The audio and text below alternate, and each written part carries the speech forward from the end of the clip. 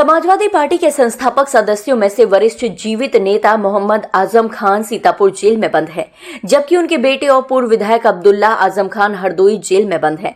जबकि लंबे समय जेल में रहने के बाद आजम खान की पत्नी डॉक्टर तनीजा फातिमा को जमानत मिली और वह अपने रामपुर आवास पर रह रही हैं।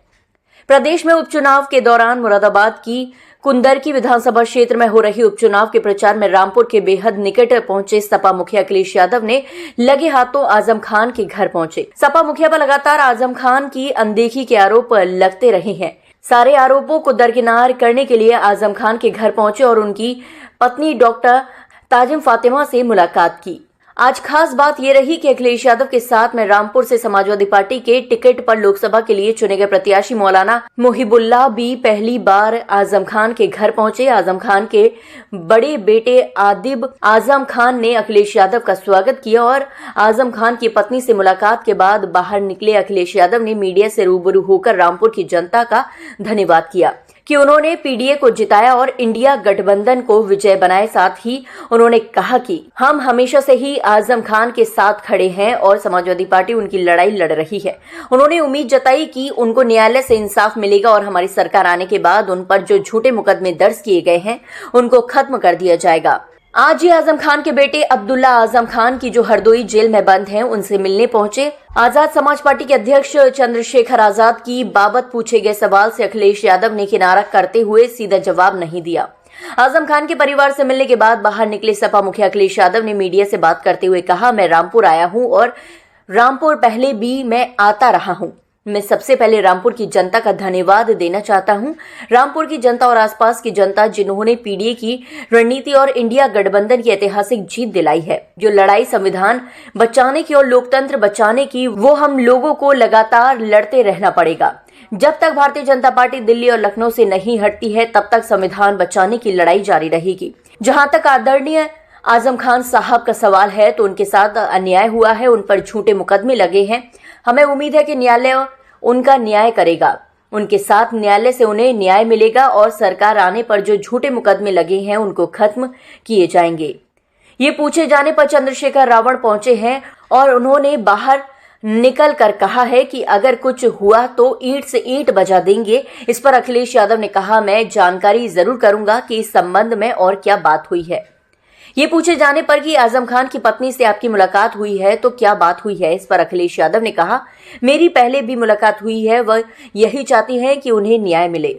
ये पूछे जाने पर कि समाजवादी पार्टी के लोग ये कह रहे हैं कि अखिलेश यादव आजम खान से दूर है, इस पर अखिलेश यादव ने कहा, भगवान जानता है, ऊपर वाला जानता है, न्यायालय जानता है, समाजवादी पार्टी जानती है। सब लोग लगातार जो आदरणीय आजम खान साहब के साथ अन्याय हुआ है उसके खिलाफ लड़ रहे हैं और जो कानूनी लड़ाई है उस पर आजम खान साहब उनकी मदद न्यायालय करे। ये पूछे जाने पर कि आप सिर्फ चुनाव के समय आ जाते हैं, इस पर अखिलेश यादव ने कहा, नहीं, कोई चुनाव के समय नहीं, बहुत बात इधर उधर हो जाएगी। जो भी पत्रकार साथी हमसे ये बात पूछ रहा है, मुझे लगता है चुनाव में याद आना चाहिए। बीजेपी वालों को कब याद आते हैं ये सोचिए आप। ये पूछे जाने पर कि जेल के बाद आप पहली बार उनके घर आए हैं, इस पर अखिलेश यादव ने कहा, मैं रामपुर की जनता का धन्यवाद देता हूं जो पीडीए इंडिया गठबंधन और संविधान बचाने की लड़ाई में हमारे सांसदों को जिताने का काम किया है। न केवल रामपुर से बल्कि आसपास से सांसदों को जिताया। ये लड़ाई लगातार लड़ रहे हैं, कैसे न्याय मिले, कैसे चीजों को ठीक किया जाए, उस दिशा में लगातार ये पार्टी का सहयोग कर रहे हैं।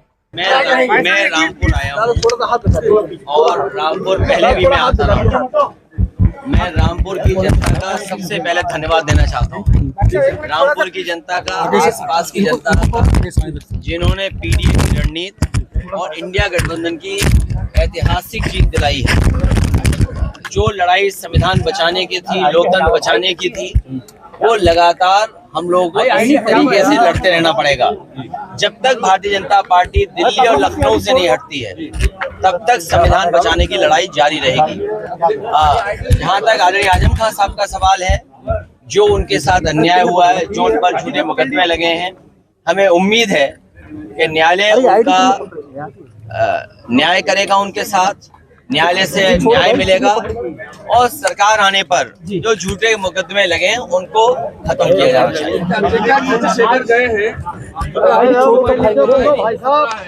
क्या कहेंगे? नहीं, अगर कुछ हुआ तो ये चीज बजा देंगे सरकार की, तो आप इस पे क्या कहेंगे? मैं जानकारी जरूर करूंगा इस संबंध में और क्या बात हुई है। अच्छा, आजम खान साहब की पत्नी से आपकी मुलाकात हुई है, क्या बात हुई है? क्या बात हुई है? मेरी पहले भी मुलाकात हुई है, वो यही चाहती है उन्हें न्याय मिले। अच्छा, समाजवादी पार्टी के लोग कह रहे थे कि अखिलेश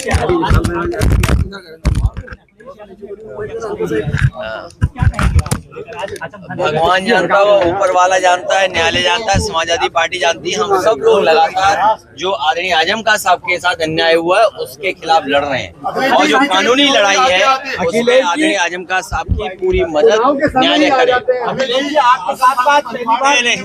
कोई बहुत बात इधर उधर हो जाएगी। कोई जो हमारा पत्रकार साथी ये पूछ रहा है, मुझे लगता है कि चुनाव में याद आना नहीं, ये बीजेपी वालों को कब याद आते हैं ये सोचिए आप।